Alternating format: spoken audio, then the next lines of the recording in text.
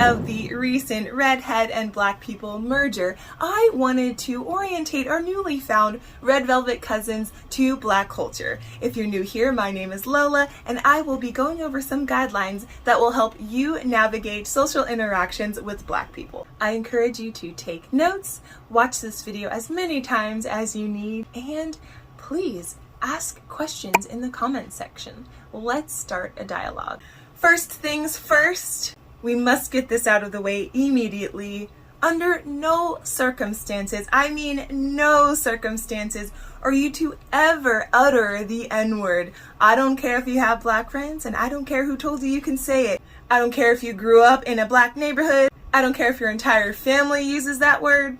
I don't care if your great-great-great-great-great-great-great-grandmammy and pappies were Black. I don't care if your stepdaddy's Black. I don't care if you have a half-sister who's half Black. It's inappropriate. We don't like it, so don't do it. Don't do it. Moving on. Closely related to the N-word is a Black scent. The exception to this is if you grew up speaking that way and it's just how you talk. Outside of that, I can't think of a good reason why you'd be using a Black scent. Now look, I get it. Black scents sound cool. In fact, a lot of things Black people do are cool, but that doesn't give you license to use it. We can't always tell if someone is making fun of us or if they're genuinely appreciating our culture. Using a Black scent if you're not Black is similar to putting on a costume from another person's culture without expressed permission. It'd be like wearing a boo-boo or a bindi or henna, or doing the hula without someone from that culture inviting you in to do those things. And often when non-Black people use a Black scent, they're doing a caricature of what they think Black people sound like. And we're not a monolith. We don't all sound like that. When non-Black people use Black scents, they usually don't know the history behind the accent. And as a result, they're very careless with the slang, with the stereotypes. It's kind of like when people come to Hawaii, but they don't learn about the history of Hawaii, and they glorify living here, making it seem like it's sunshine and rainbows, and they don't touch on the actual hardships that the natives have faced. It's like when people get tribal tattoos or tattoos in Chinese, and they have no idea that the tattoo artist actually put something derogatory on their skin because they don't know the language or the meanings behind the tribal tattoos. And if you're wondering why we're allowed to do British accents or other accents that are typical of Europeans, but doing ethnic accents can be offensive, then you've got a lot to learn, and that's why you should stick around. There's this saying, they want our rhythms, but they don't want our blues. Of course, no one wants blues of any kind, but what that saying means is you want to put on the costume that is our culture without learning about the culture. So there's no connection there. If you are not Black or not an ethnic person and you use a Black scent, or you put on other people's cultures as a Halloween costume, or you act ethnic in cases where you think it makes you look cool, but then as soon as you're questioned about those cultures, you don't have an answer because you don't know the history, that shows extreme privilege. You are taking advantage of marginalized groups, and you're not showing actual appreciation for them, and you're not empathizing with their struggles. And so people who perpetuate stereotypes against ethnic groups as a funny little joke or as a costume, those are the same types of people who will say things like, yeah, but you're benefiting from slavery, or you're benefiting from the illegal annexation of Hawaii, or you're benefiting from European nations coming into the nations of your ancestors and pillaging and creating systems of capitalism. Saying that as a way to dismiss people's gripes with you trying on their culture as a costume is extremely apathetic and proves that you're not an ally. So if you want to be an ally, you'll want to be mindful not to make jokes at the expense of other marginalized groups. You'll want to be mindful not to use their accent as a way to mock them. You'll want to be mindful not to wear their attire and their accessories without giving them credit. But going back to the Black scent, to be safe, it's best that you just don't use it at all. Earlier I mentioned the word monolith, and monolith just means that it's all the same. When I say Black people aren't a monolith, I mean, we're not all the same. Just as any other ethnic group, we have variations within our ethnic group. And I can really only speak to African Americans. Within America alone, we have so many different types of Black people. We've got suburban Black people. Hello. We've got city folk.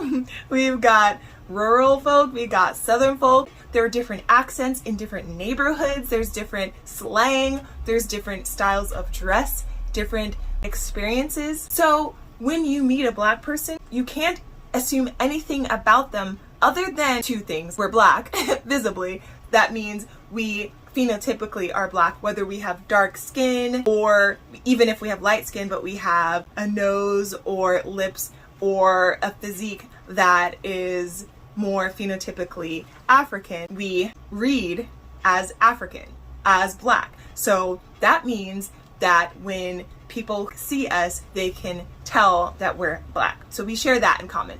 But the other thing we share in common is all of us, every single African American has experienced racism, whether systematically or personally, whether we've realized it or not. I want to say that again and I want it to sink in.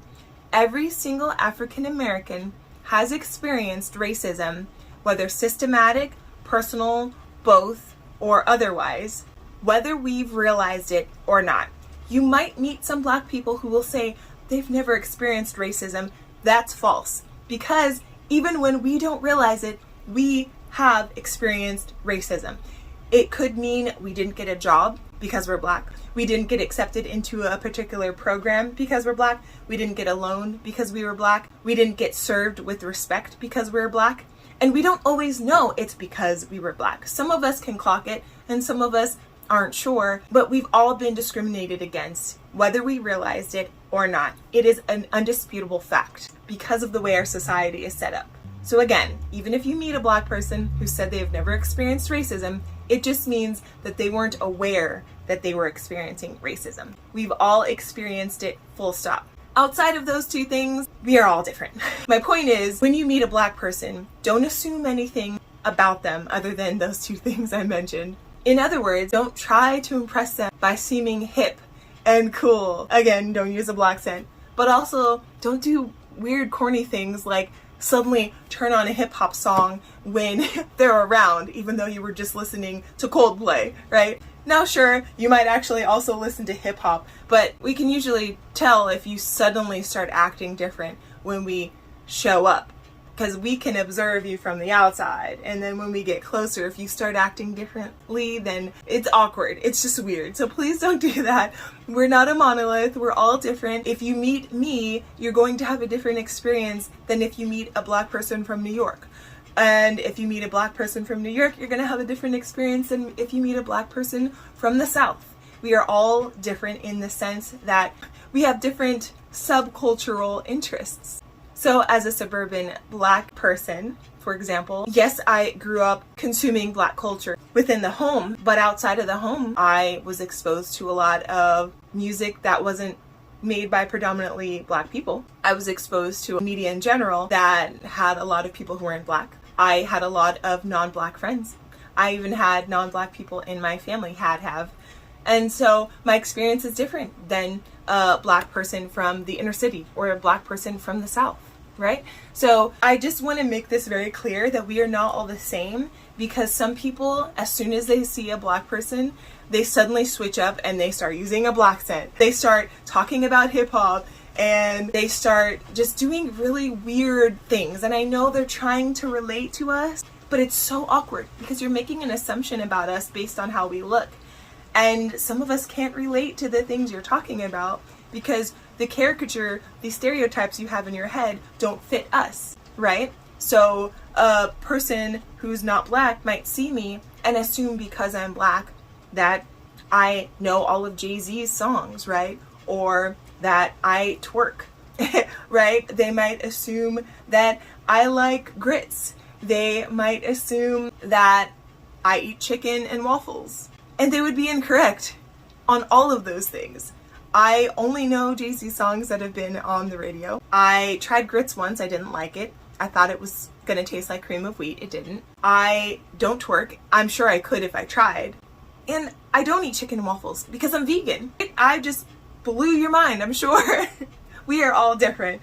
Treat us like any other human being and get to know us. Don't make any assumptions about us other than the fact that we definitely have experienced racism in one form or another, whether we've realized it or not.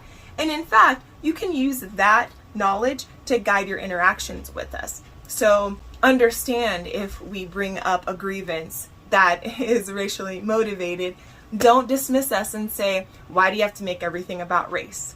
Or, well, get over it, slavery was a long time ago. Just understand that still affects us. But everything else, you just need to get to know us before you make any judgments of us. Because we're human beings just like you. And a lot of us are very multifaceted. That concludes part 1 of our orientation to the intro to Black culture. I'll see you after the break.